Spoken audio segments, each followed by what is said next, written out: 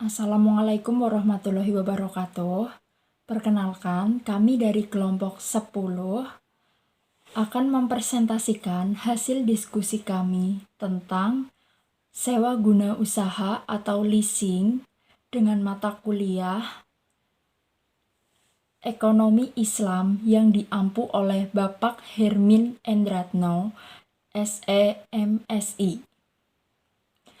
Baik, perkenalkan saya sendiri Briliana Sukma Arimurti, NIM 19020100428, dan rekan-rekan saya Joni Herdiansyah 19020100413, Hilman Subakti 19020100425, dan Estiko Anas NIM 19020100450. Baik, langsung saja pada materi yang akan kami sampaikan. Kali ini kita akan membahas tentang pengertian leasing. Sewa guna usaha atau leasing menurut Perpres nomor 9 tahun 2009 tentang lembaga pembiayaan adalah lembaga pembiayaan dalam bentuk penyediaan barang modal, baik sewa guna usaha dengan hak opsi atau finance lease, maupun sewa guna usaha tanpa hak opsi atau operating lease untuk digunakan oleh penyewa guna usaha leasing.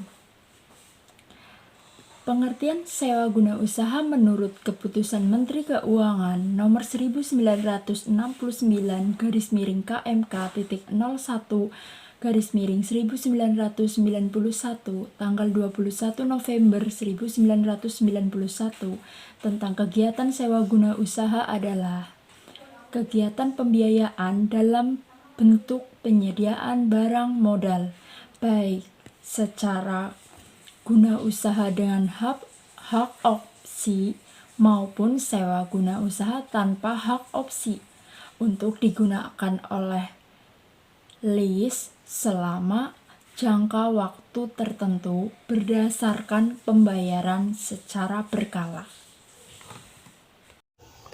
B. Pihak-pihak yang terlibat dalam leasing. Setiap transaksi leasing sekurang-kurangnya melibatkan 4 pihak yang berkepentingan, yaitu diantaranya lessor, lessee, supplier, dan bank atau kreditor.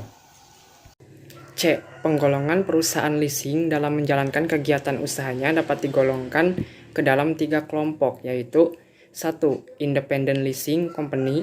Perusahaan leasing jenis ini mewakili sebagian besar dari industri leasing.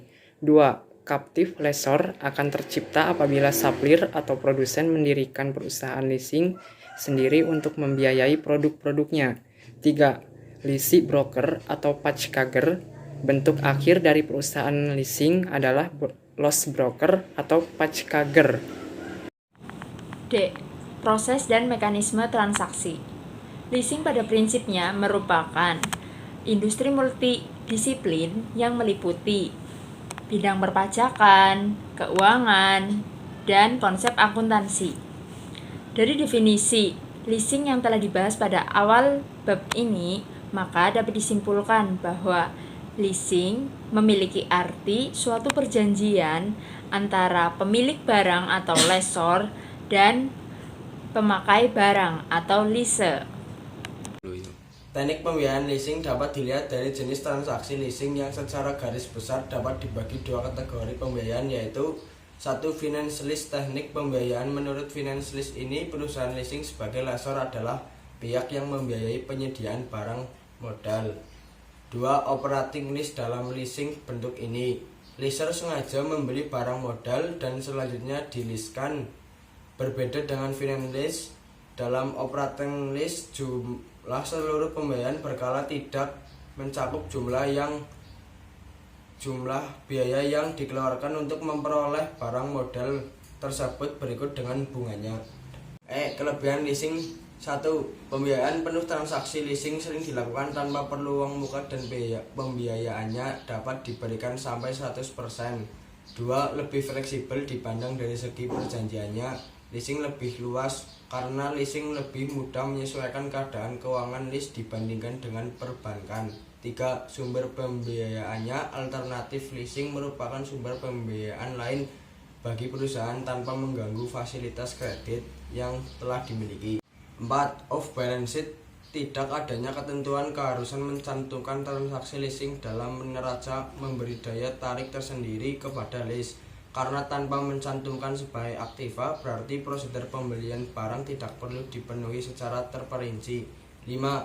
Arus dana. Keluasan pengaturan pembiayaan sewa sangatlah penting dalam perencanaan arus dana, karena pengaturan ini akan mempunyai dampak yang berarti terhadap pendapatan lease.